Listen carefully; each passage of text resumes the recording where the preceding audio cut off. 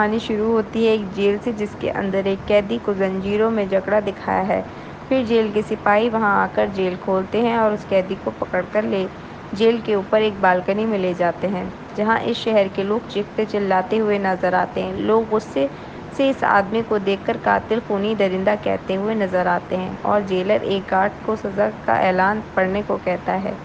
Guard بھیڑ کے سامنے کہتا ہے کہ کورٹ نے 2 دن بعد اس قیدی کو پھانسی کی سزا سنائی ہے۔ پھانسی سے پہلے جلاد قیدی کو سولی پر لٹکا کر اس کے ہاتھ پاؤں توڑ دیں گے، اور یہ سن کر لوگ خوشی سے جھوم لیتے ہیں۔ اب یہ قیدی ہے کون، دیکھتے ہیں۔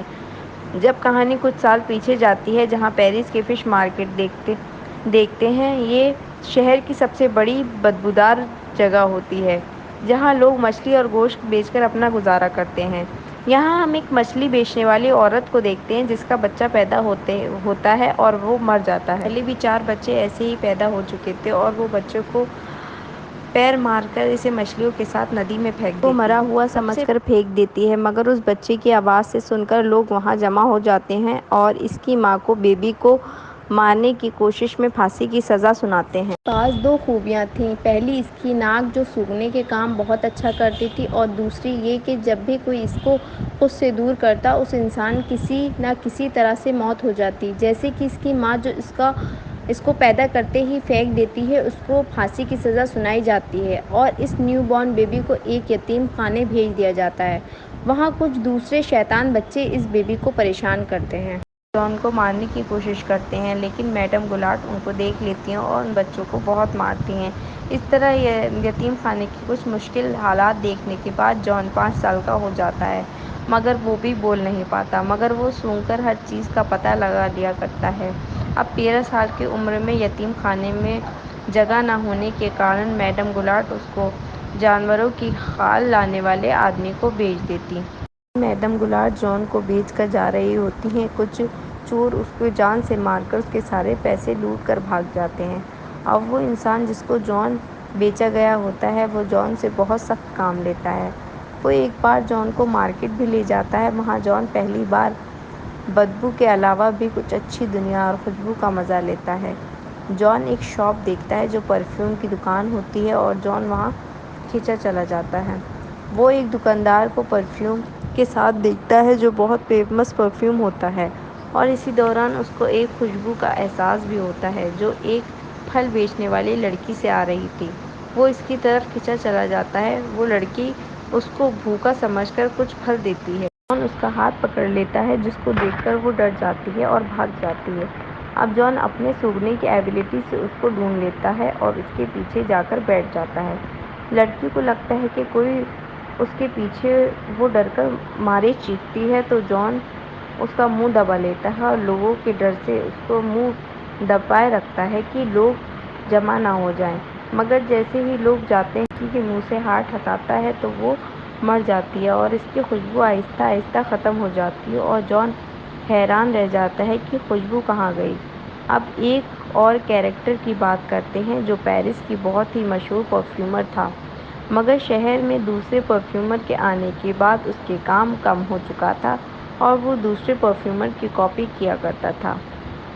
بکرے کی کھال کی ڈیلیوری کے سلسلے میں اس پرفیومر کی شاپ میں جاتا ہے اور وہاں طرح طرح کے پرفیومر دیکھتا ہے۔ پرفیومر کا نام بلدانی ہوتا ہے۔ وہ بلدانی کے جسم سے آ رہی خوشبو کو سونگھ کر کہتا ہے وہ اس کے لیے ویسا ہی پرفیوم بنا سکتا ہے، مگر بلدانی اس کا مذاق بناتا ہے۔ مگر جان اس کو اپنی ناک کی ایبلٹی کی پاور کو بتاتا ہے۔ اب بلدانی جان کو ایک موقع دیتا ہے۔ جان بلدانی کو الگ الگ پرفیوم بنا کر دیتا ہے، جس کو سونگھ کر اس کو المار اینڈ سیکک کی خوشبو آتی ہے۔ یہ بہت ہی فیمس پرفیوم تھا۔ یہ حیران رہ جاتا ہے۔ جان اس کو بتاتا ہے میں اس سے بھی کئی زیادہ اچھا پرفیوم بنا سکتا ہوں۔ بلدانی جان سے امپریس ہو جاتا ہے، کیونکہ وہ پرفیوم سونگھ کر بلدانی کو اپنی گرل فرینڈ کی یاد آ جاتی ہے۔ اب وہ جان کو گریمارٹ سے خرید لیتا ہے اور اسی رات گریمارٹ شراب کے نشے میں ندی میں گر کے مر جاتا ہے۔ جان کی وجہ سے اب بلدانی کی شاپ پورے پیرس میں مشہور ہو چکی ہوتی ہے۔ اب وہ جان کو اپنے پرفیوم بنانے کے طریقے سکھاتا ہے۔ وہ جان کو بتاتا ہے کہ ہر پرفیوم کے 3 سیٹ ہوتے ہیں، اور ہر سیٹ کی 4 الگ الگ خوشبوئیں ہوتی ہیں، ٹوٹل 12، اور ان 12 خوشبوؤں کو انسان آرام سے پہچان سکتا ہے۔ اس سے حد کہ اگر کوئی 13 خوشبو بنا لے تو دنیا کا کوئی انسان اس خوشبو کو توڑ نہیں سکتا۔ یہ بات جان کو بہت فیل ہوتی ہے اور وہ سوچتا ہے وہ یہ کام کر کے دکھائے گا۔ بلدانی سے اس کا طریقہ سکھانے کو کہتا ہے اور بدلے میں اس کو دنیا کی سب سے اچھا پرفیوم بنا کر دینے کا وعدہ کرتا ہے۔ بلدانی 10,000 پھولوں کو اپنے ڈیزائن کیے ہوئے مشین کے مطابق ایک بوتل میں ڈالنے کی طریقہ بتاتا ہے، جس کو اس نے پیرس آنے سے پہلے سیکھا تھا۔ ایک دن بلدانی جان کو روتے ہوئے دیکھتا ہے۔ بلدانی کے پوچھنے پر جان کہتا ہے، تم جھوٹے ہو، تمہارا طریقہ فلاپ ہے۔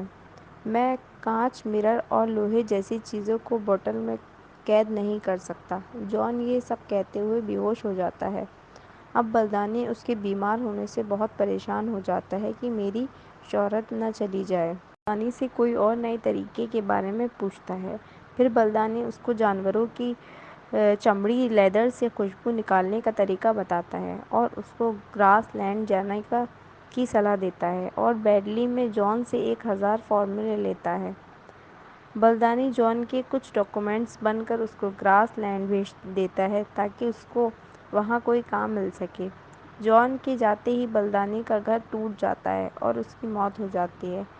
جان کو پہلی بار آزادی کا احساس ہوتا ہے۔ اب وہ کسی کا غلام نہیں تھا، اب وہ اپنے فیصلے خود لے سکتا ہے۔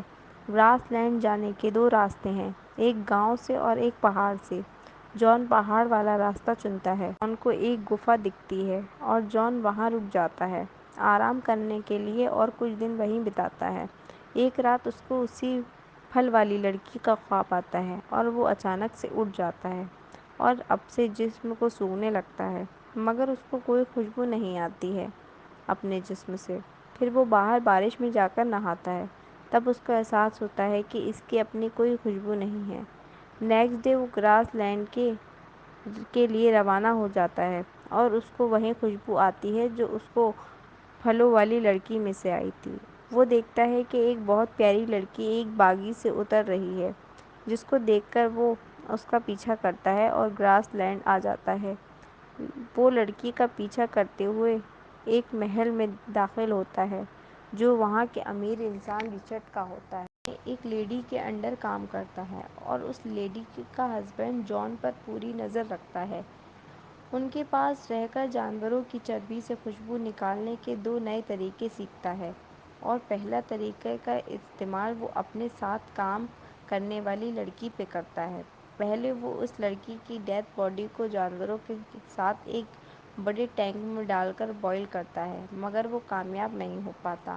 دوسرے طریقے کے لیے وہ ایک طوائف کو پکڑتا ہے جس میں وہ جانوروں کی چربی کا استعمال ایک کپڑے میں لیپ لگا کر کرتا ہے۔ جان اس کو مار کے اس کے بال کاٹ دیتا ہے اور اس کی باڈی کو کپڑے میں لپیٹتا ہے اور پھر اس کپڑے سے چربی نکال کر بلدانی کے سکھائے ہوئے طریقے سے خوشبو نکالنے میں کامیاب ہو جاتا ہے۔ وہ بلدانی کے بتائے ہوئے 13ویں بوتل کا سیٹ تیار کرتا ہے، یعنی کہ ہر بوتل کے لیے ایک قتل۔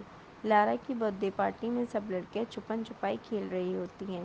موقع پا کر جان بھی آ جاتا ہے اور لارا پر حملہ کرتا ہے، مگر وہ بچ جاتی ہے اور پارٹی سے 2 جڑواں بہنیں غائب ہو جاتی ہیں۔ اب ہم دیکھتے ہیں جان ان دونوں لڑکیوں کو مار کر اپنے سیٹ کی پہلی بوتل تیار کر رہا ہے اور ان دونوں کی لاشیں شہر کے پول میں نیچے پانی میں تیرتی نظر آتی ہیں۔ اس کے بعد شہر میں خوبصورت لڑکیوں کی موت کا سلسلہ سٹارٹ ہو جاتا ہے اور ڈر کے مارے لوگ اپنی بیٹیوں کے بچنے کے لیے اپنے گھروں کے باہر تالے لگانا شروع کر لیتے ہیں۔ لیکن جان 12 بوتل کا سیٹ تیار کر لیتا ہے، ایک بڑی بوتل میں ملا دیتا ہے، مگر پرفیکٹ پرفیوم بنانے کے لیے ان کو 13ویں بوتل چاہیے ہوتی ہے، یعنی لارا کا قتل۔ اب یہ سب دیکھ کر رچرڈ کہتا ہے، جتنی لڑکیوں کا قتل ہوا ہے وہ سب کنواری تھیں اور ان کی باڈی پر کوئی زور زبردستی کا نشان بھی نہیں تھا، یعنی قاتل نے ان لڑکیوں کو کسی خاص وجہ سے مارا ہے۔ اب لوگ مدد کے لیے چرچ میں جاتے ہیں اور چرچ کا فادر ان کی مدد کی حامی بھرتے ہیں۔ وہاں ایک آدمی اس قاتل کے پکڑے جانے کی خبر سناتا ہے، جس کو سن کر یہ سب لوگ بہت خوش ہوتے ہیں، مگر رچرڈ کو اس خبر پر یقین نہیں ہوتا۔ اور وہ اپنی بیٹی کے لیے فکر مند ہو جاتا ہے۔ کیمپ چھوڑ کر جانے کا فیصلہ کرتا ہے اور نیکسٹ ڈے ہی اپنی بیٹی کو لے کر چلا جاتا ہے۔ جان شہر سے جاتے ہوئے لارا کی خوشبو کو محسوس کرتا ہے اور اس کے پیچھا کرتا ہے اور اپنی ایبیلٹی سے لارا کو ڈھونڈ لیتا ہے۔ دوسری طرف طوائف کا کتا اپنی مالکن کے کپڑے اور بال کو جان کے روم سے نکالتا ہے۔ روٹ دیکھ لیتے ہیں اور مسٹر روٹ جان کے ساتھ کام کیا کرتے تھے اور پولیس کی انویسٹیگیشن سے لڑکیوں کے کپڑے اور بال بھی مل جاتے ہیں۔ رچرڈ ایک ہوٹل لیتا ہے اور وہیں رات گزارتا ہے اور وہ اپنی بیٹی کی روم کی وہ اپنے کمرے میں رکھتے ہیں، مگر جان اس کے کمرے سے وہ کی اٹھا لیتا ہے اور لارا کے کمرے میں جاتا ہے۔ اب نیکسٹ ڈے جیسے ہی لارا کے فادر روم میں جاتے ہیں تو لارا کی لاش دیکھ کر بہت روتے ہیں۔ اب جان 13ویں بوتل بھی بنا کر کامیاب ہو جاتا ہے اور اس کو اپنی فائنل بوتل میں ملا دیتا ہے۔ اچانک سے وہاں پولیس آ کر جان کو پکڑ لیتی ہے۔ 2 دن بعد ہونے والی سزا سے سٹارٹ ہوتی ہے۔ دور دور سے لوگ جان کی موت کو دیکھنے آتے ہیں اور جیسے ہی وہ اس کو جیل سے نکالتے ہیں، جان موقع دیکھ کر پرفیوم کا کیپ اوپن کر دیتا ہے، جس سے ہی لوگ جان کا انتظار کرتے کھڑے ہوتے ہیں۔ جان کے پرنس کی طرح گاڑی سے اترتے ہیں اور جلاد کی طرف بڑھتا ہے۔ جلاد روتے ہوئے جان کے پیر میں گر جاتا ہے اور جان کو بے قصور کہتا ہے۔ اب وہ جان ایک رومال میں پرفیوم لگاتا ہے اور وہاں کھڑے لوگوں کے اوپر لہراتا ہے، جس سے لوگوں کو جنت کا احساس ہوتا ہے اور وہ سب لوگ جان کو فرشتہ کہتے ہیں اور وہ خود کو لوگوں کا مسیحا سمجھتا ہے۔